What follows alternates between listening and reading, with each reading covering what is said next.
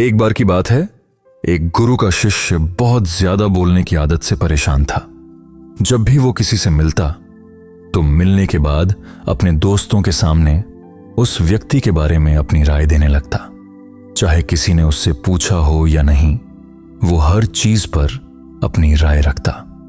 आश्रम के बाकी छात्र और शिक्षक उसकी इस आदत से परेशान थे, क्योंकि उसकी बातें अक्सर बिना सोचे समझे होती थीं। जब भी कोई छात्र अपनी समस्या लेकर उसके पास आता तो वो बिना पूरी बात सुने ही उसे सलाह देने लग जाता।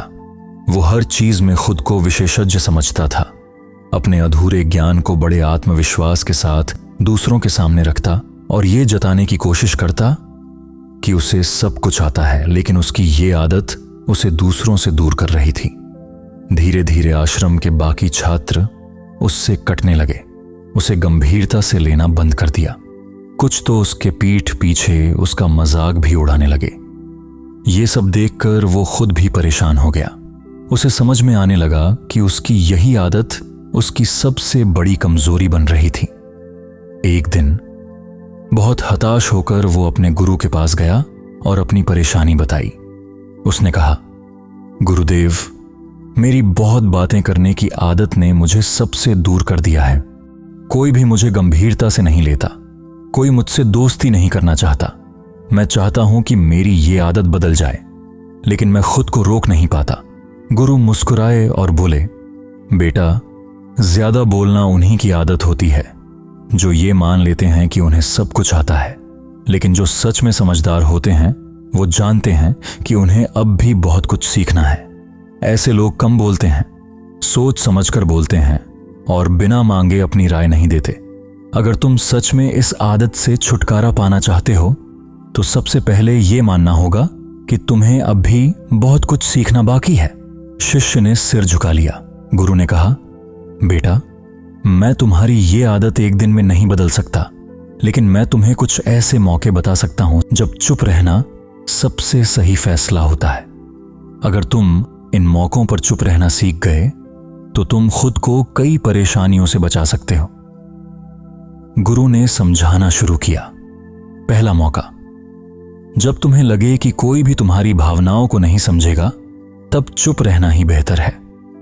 अक्सर हम अपने दुखों और समस्याओं को दूसरों के सामने रख देते हैं, लेकिन ज्यादातर लोग हमारे दर्द को समझने के बजाय बस सहानुभूति जताकर आगे बढ़ जाते हैं। कोई भी किसी और के दुख में ज्यादा देर तक रुचि नहीं लेता, इसलिए अपनी तकलीफें सिर्फ उन्हीं लोगों से साझा करो जो सच में तुम्हारी परवाह करते हैं। दूसरा मौका, जब तुम्हें किसी विषय की पूरी जानकारी ना हो तो चुप रहना ही सही है। जो लोग आधी अधूरी जानकारी के साथ बड़े आत्मविश्वास से बातें करते हैं, उन्हें अक्सर लोग गंभीरता से नहीं लेते। अगर तुम्हें किसी बात का पूरा ज्ञान नहीं है तो चुप रहना और सीखना ही बेहतर होता है, बजाय इसके कि तुम गलत बातें करके अपनी छवि खराब करो। तीसरा मौका, जब कोई इंसान तुम्हारे सामने किसी तीसरे व्यक्ति की बुराई कर रहा हो तो चुप रहना ही समझदारी है, क्योंकि आज वो किसी और की बुराई कर रहा है, लेकिन कल किसी और के सामने वो तुम्हारी भी बुराई करेगा।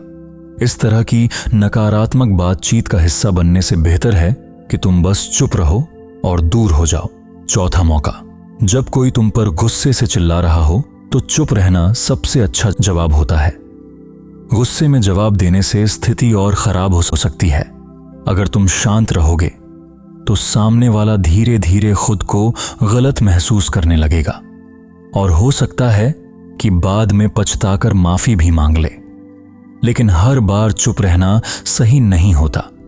अगर कोई गलत कर रहा है तो उसका जवाब देना भी जरूरी है, क्योंकि कुछ लोग हमारी चुप्पी को हमारी कमजोरी समझने लगते हैं। पांचवा मौका, जब कोई अपनी समस्या तुम्हारे साथ साझा कर रहा हो तब चुप रहना और उसे ध्यान से सुनना ही सही होता है।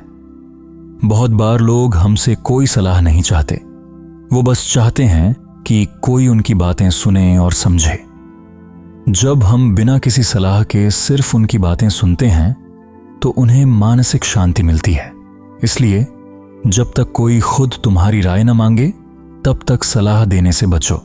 गुरु ने मुस्कुराकर कहा, जब तुम कम बोलते हो तो लोग तुम्हारी बातों को ज्यादा ध्यान से सुनते हैं। ज्यादा बोलने वाले को कोई गंभीरता से नहीं लेता, लेकिन सोच समझकर बोलने वाले की बातों का असर होता है।